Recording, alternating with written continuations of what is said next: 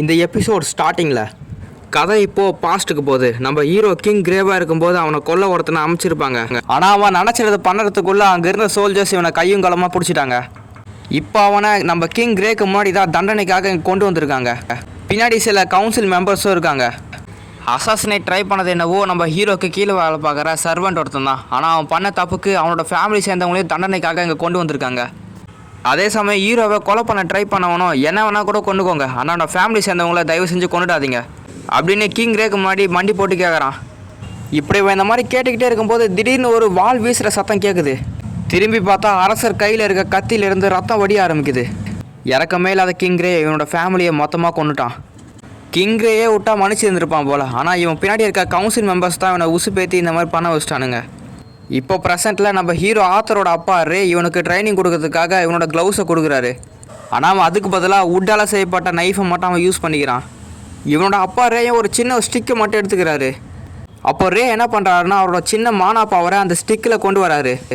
இப்போது ஆத்தரும் அவனோட சின்ன மானா பவரை அந்த உட்டன் ஸ்டிக்கில் கொண்டு வரான். இதை பார்த்து அவனோட அப்பா ரே ரொனால்டே வாயை பழகிறாரு. அப்போ அவன் வேகமாக ஓடி வந்து அவங்க அப்பாவோட ஸ்டிக்கை அட்டாக் பண்ணவும் அந்த ஸ்டிக் 2 துண்டாக உடஞ்சி போயிடுச்சு. அதுக்கு அடுத்த சீனில் ரே என்ன சொல்கிறாருன்னா, ஆத்தருக்கு உண்மையிலேயே ஏகப்பட்ட டேலண்ட் இருக்குது, அதனால் அவனை வெளியே ட்ரைனிங்காக அனுப்ப போகிறேன். இதுக்காக நான் சர்டிஃபைடு டீச்சர் யாராவது இருக்காங்களா நான் பார்க்க போகிறேன் அப்படின்னு ஆத்தரோட அப்பா ரே ஆலிஸ் கிட்ட சொல்லிட்டு இருக்காரு. ஆனால் ஆலிஸ் இந்த விஷயத்துக்கு அவங்க ஒத்துக்கவே மாட்டுறாங்க. அதுக்கப்புறமா ஆத்தர் இதெல்லாம் வேலைக்கு ஆகாது, நீங்கள் 2 பேருமே என் கூட நான் ட்ரைனிங் எடுக்கிற இடத்துக்கு வாங்க அப்படி சொல்கிறான். ஆத்தர் சொன்ன ஐடியாவே நல்லா இருக்கு சொல்லிவிட்டு இவங்க அப்பா அம்மா 2 பேருமே ஆத்தர் கூடவே ட்ரைனிங்காக வர போகிறாங்க. முன்ன சொன்ன மாதிரி ஆத்தரோட ட்ரைனிங்காக சில பேரை பார்க்க வந்திருக்காங்க. இனிமேல் இவங்க தான் ஆத்தருக்கு ட்ரைனிங் கொடுக்க போகிறாங்க. ரெட் ஹேரை வச்சுருக்கோம் பேர் ஆடம். அப்புறம் நம்ம ஆத்தரை மூச்சு விட விடாத அளவுக்கு கொஞ்சிறாங்களே, இவங்க பேர் தான் ஆஞ்சலினா ரோஸ். இவரோட பேர் டியூர்டன் வாக்கர். இவரும் நம்ம ஆத்தருக்கு சொல்லித்தர போகிறவர் தான். அப்புறமா அங்கே இருக்க புல்லட் காட்டுக்கு மேலே ஒருத்தங்க நின்றுக்கிட்டு இது எல்லாத்தையும் பார்த்துட்டு இருக்காங்க. இவங்களோட பேர் ஜாஸ்மின் ஃப்ளேம் ஒர்த். ஆல்சோ இவங்களும் ஆத்தருக்கு டீச் பண்ண போகிறாங்க. கடைசியாக இவங்களோட பேர் தான் எலன்.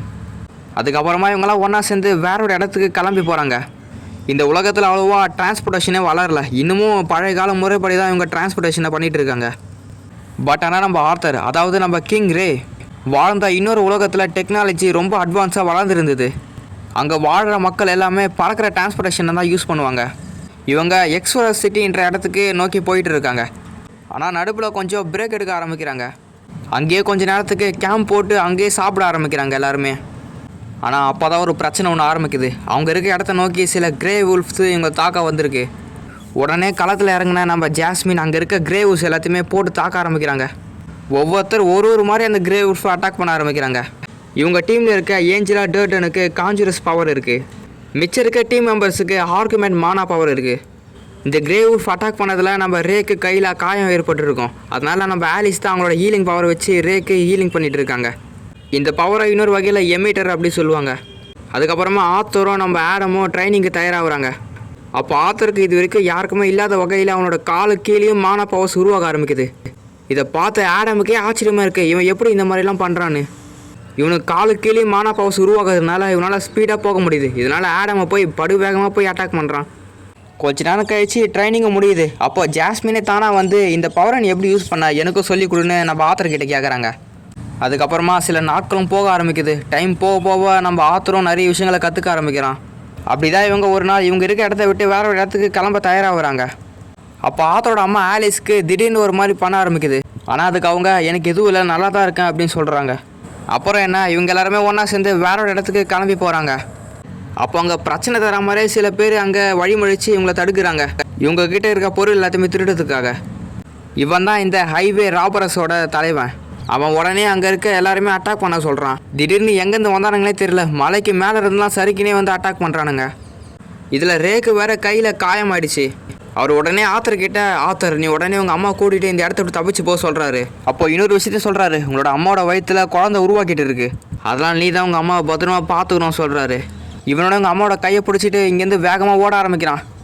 இவன் கிங்காக இருக்கும்போது இவன் ஏகப்பட்ட பேரோட சோல்ஸை பிடுங்கியிருப்பான். ஆனால் இப்போது இவனோட சோலை பிடுங்க நிறைய பேர் வெயிட் பண்ணுறாங்க. அதாவது இவனை கொல்ல நிறைய பேர் ட்ரை பண்ணுறாங்க. அப்போ அந்த கொல்ல கும்பலை சேர்ந்த ஒருத்தவன் பவரை யூஸ் பண்ணி அட்டாக் பண்ண பார்க்கவும் நம்ம ஆத்தர் அதை நோட்டீஸ் பண்ணிடுறான். அதனால் உடனே உங்கள் அம்மாவை தள்ளி விட்டுட்டு இவன் அந்த பவரில் போய் சிக்கிக்கிட்டான். அந்த பவர் ரொம்ப அதிகமாக இருக்கிறதுனால அந்த பவரோட இம்பேக்டில் இவன் அப்படியே தூக்கி வீசப்படுறான். அப்போ தான் இவனுக்கு ஒரு விஷயம் ஞாபகம் வருது. எலினா இவன்கிட்ட முன்னாடி ஒரு கத்தி கொடுத்துருப்பாங்க. அந்த கத்தியில் ஒரு ஸ்ட்ரிங் ஒன்று கனெக்ட் ஆகிருக்கும். அந்த கத்தி அந்த மேஜ் மேலே நோக்கி வீசவோ அதில் கனெக்ட் ஆகிருக்க ஸ்ட்ரிங் இவன் காலை கட்டிடுச்சு. அதனால் இவனும் சேர்ந்து கீழே விழுந்துட்டு இருக்காருக்கான். அப்போ ஏஞ்சலாவும் டர்டனும் இவனை காப்பாற்ற ட்ரை பண்ணுறாங்க அவங்களோட பவர்ஸை யூஸ் பண்ணி. இவன் இறந்து போல நிலைமையில் இருக்கும்போது தான் இவன் பண்ண தப்பு எல்லாமே இவனுக்கு திருப்பி ஞாபகம் வருது. இவன் பண்ண தப்பு எல்லாத்தையும் மறுபடியும் புரிஞ்சிக்க ஆரம்பிக்கிறான். இதே மாதிரி தான் மற்றவங்களுக்கும் வலிச்சிருக்கும் அப்படின்னு சொல்லி அவனும் கீழே இருக்க பள்ளத்தாக்கு நோக்கி வேகமாக போயிட்டு இருக்கான். சரி, ஓகே கைஸ், இதோட இந்த எபிசோடு முடியுது. உங்களை வேற ஒரு எபிசோடில் பார்க்குறேன். அது வரைக்கும் பாய். சப்ஸ்கிரைப் பண்ணாதவங்க உடனே சப்ஸ்கிரைப் பண்ணிக்கோங்க கைஸ்.